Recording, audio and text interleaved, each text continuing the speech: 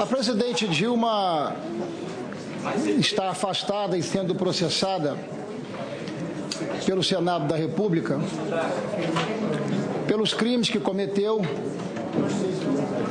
por ter atentado contra as leis fiscais e orçamentárias do país, por ter mergulhado o nosso país na mais profunda desorganização, por ter comprometido, inclusive, as mais essenciais políticas públicas e sociais de fundamental importância para a sociedade brasileira. Mas não apenas isso. Um processo de impeachment reúne elementos jurídicos, mas, por óbvio, também reúne elementos políticos. O julgamento de um impeachment, ele tem essas duas características, a característica jurídica e a característica política. A meu juízo, a presidente também atentou contra a probidade administrativa, ao permitir que a corrupção, a delinquência e a transgressão fizesse parte do seu governo como estratégia de apropriação do patrimônio público em seu benefício pessoal. Fez isso nos decretos sem autorização legislativa. Fez isso confrontando até mesmo uma pré-condição, qual seja a condição de obedecer à meta fiscal. Sem autorização legislativa, publicou decretos. Publicou decretos no mês 7 e obteve autorização legislativa no mês 12.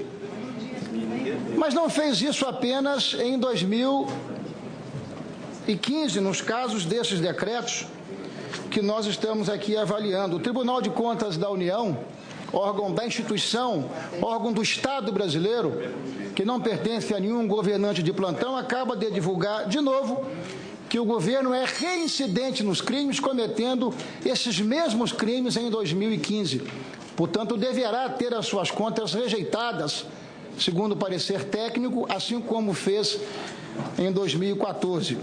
Pergunto a Vossa Senhoria, a edição dos decretos suplementares pela presidência afastada Dilma Rousseff pelos crimes que cometeu, revelando o absoluto descompromisso com o atendimento da meta fiscal prevista na Lei de Diretrizes Orçamentárias, afetou a confiança do país à medida em que, ao ampliar e aprofundar o endividamento público brasileiro, chegando a patamares superiores a 70% da dívida bruta em relação ao nosso produto interno bruto e submetendo o nosso país a um risco de insolvência.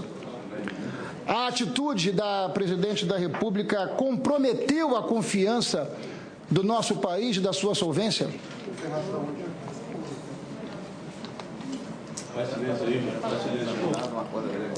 Passa a palavra ao senhor Luiz Cláudio, na condição de testemunha, 3 minutos. Senador Ricardo Ferraz, agradecendo a pergunta. Veja, do ponto de vista do Ministério da Educação, que eu posso falar que, evidentemente, tem questões subjetivas que eu não tenho como respondê-las, né? Mas, veja só, no caso do Ministério da Educação, os decretos autorizativos não afetaram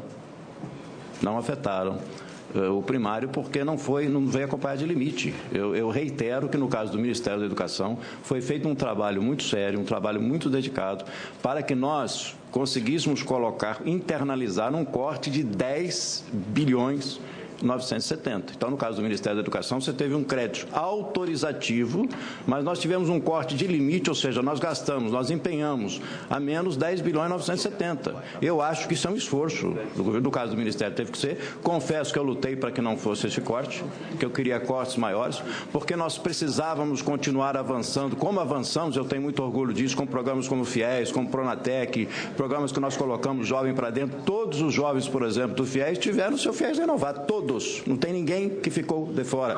E, além disso, tivemos vagas a mais, conseguimos colocar mais 350 mil vagas. O Pronatec, nós conseguimos chegar a treinar 8 milhões de brasileiros, quer dizer, isso são esforços. Agora, tivemos que fazer isso com menos recursos. Então, houve um corte. No caso do Ministério da Educação, senador, houve um corte de 10 bilhões 970, que eu espero que tenha contribuído para mostrar que é possível. E, é claro, todo programa tem aprimoramento, nós temos que aprimorar os nossos programas, né? Que nós conseguimos fazer mais com menos. Em 22 de junho de 2015... 2 minutos, senador Ricardo Ferraz. Em 22 de junho de 2015, documento oficial do Tribunal de Contas da União, encaminhado à Sua Excelência Luiz Inácio Lucena Adams, advogado-geral da União, dá conhecimento à Presidência da República de cópia de manifestações subscritas pelo ministro substituto André Luiz de Carvalho e pelo procurador do Ministério Público do TCU, Júlio Marcelo de Oliveira, de um conjunto de irregularidades por ter de novo a Presidente da República emitido decretos de suplementação orçamentária sem autorização do Congresso Brasileiro. Ainda assim, após ter conhecimento formal de que estava ofendendo o artigo 167 da Constituição Federal, que proíbe a edição de decreto de suplementação orçamentária sem autorização legislativa, a Presidente da República, de novo, reincidindo na sua atitude criminosa, revelando a sua estratégia de ação política e de governo, edita de novo, não apenas 4 decretos, mas 7 decretos sem autorização legislativa e em confronto com o PLN, que não tinha sido aprovado ainda, revelando um desprezo absoluto pelas leis que devem valer para todos, para presidente da República, para governadores de Estado, para prefeitos, para cidadãos de uma forma geral. Vossa Excelência considera que publicar decretos sem autorização legislativa, em confronto ao artigo 167 da Constituição Federal, é um ato digno de um presidente da República, considerando que decreto é assinado pessoalmente pelo punho próprio da Presidente da República? Com a palavra ao senhor Luiz Cláudio, na condição de testemunha, 2 minutos. Senador, eu posso falar do ponto de vista do Ministério da Educação, como é que nasce a solicitação de um decreto suplementar. A área pertinente faz a solicitação, né? Então a área solicita, de acordo com o previsto na lei orçamentária, que permite que, desde que haja superávit do exercício anterior, excesso de arrecadação ou cancelamento, se possa fazer isso, mas principalmente os 2 primeiros. Então a área solicita, a nossa SPO automaticamente faz a solicitação para a SOF, para o planejamento, e que faz todas as análises. Então, do nosso ponto de vista, e eu reitero, não é?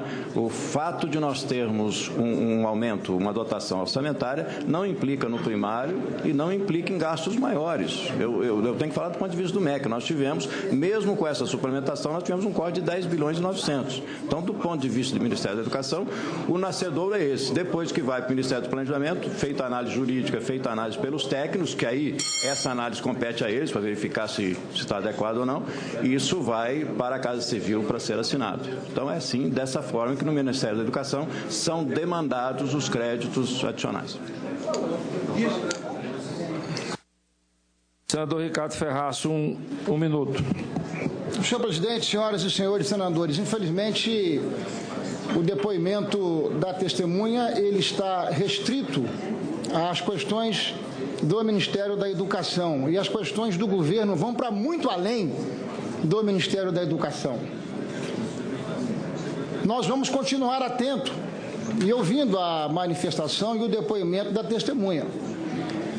Mas a testemunha não traz qualquer informação diferenciada da convicção que já temos firmado, de que a Presidente da República cometeu crime de responsabilidade atentou contra as leis orçamentárias e fiscais do Brasil, atentou contra a probidade administrativa.